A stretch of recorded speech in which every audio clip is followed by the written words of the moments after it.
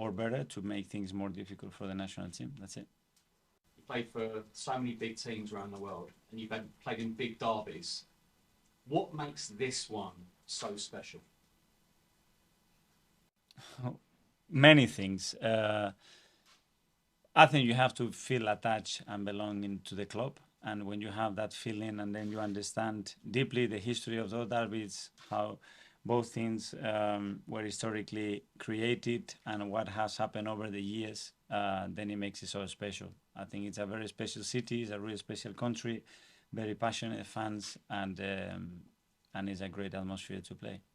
A member of your staff gave a powerful team talk ahead of that game last year. You get everyone involved.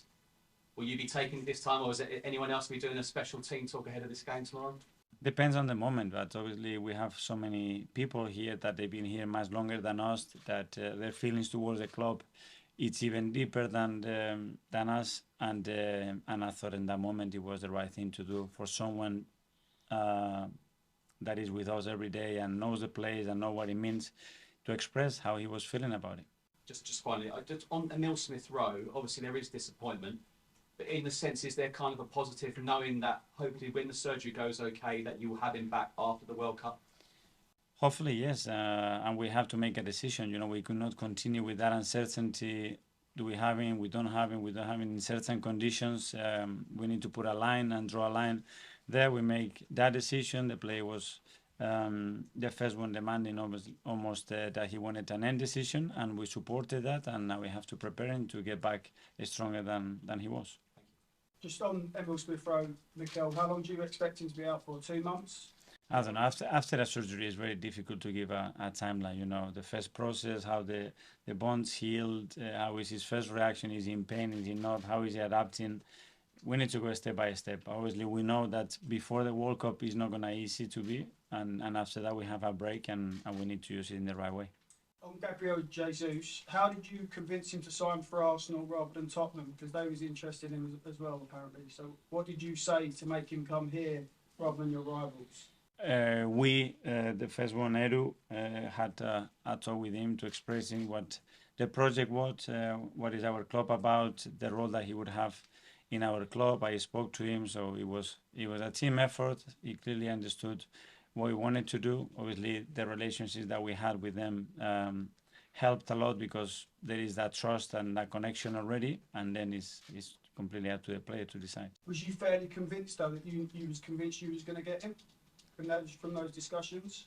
We were really hopeful, and his immediate reaction was extremely positive. But after that, there are a lot of steps that have to go in the right direction to finalize and get a player to sign for the club.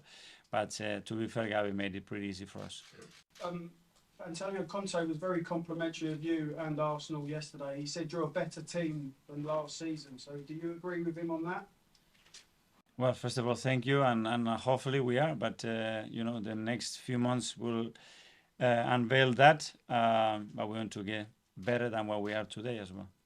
William Saliba has been very impressive for you since he joined. Do you have any hesitation about playing him in a North London derby against Harry Kane and Heung-min Son?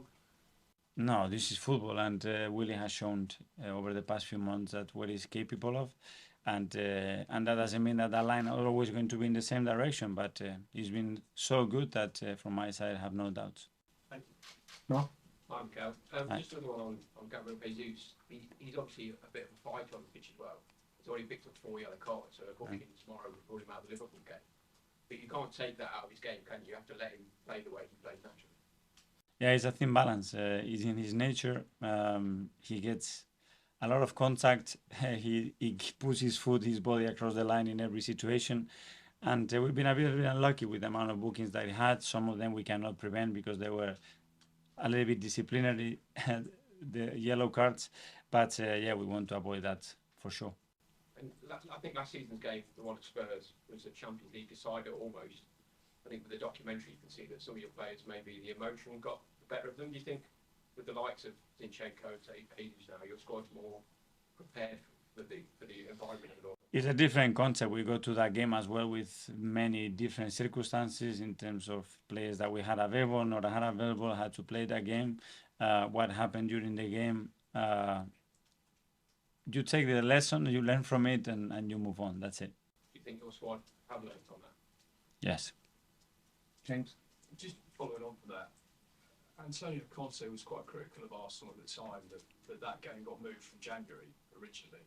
Do you think the fact that it ended up being played in May was actually a disadvantage for you in the end? I have no idea. Because of the timing of it, such a big game right at the end of the season, there was so much on it. That wouldn't have been the case if it had been played in January. Yeah, but I don't know. I think you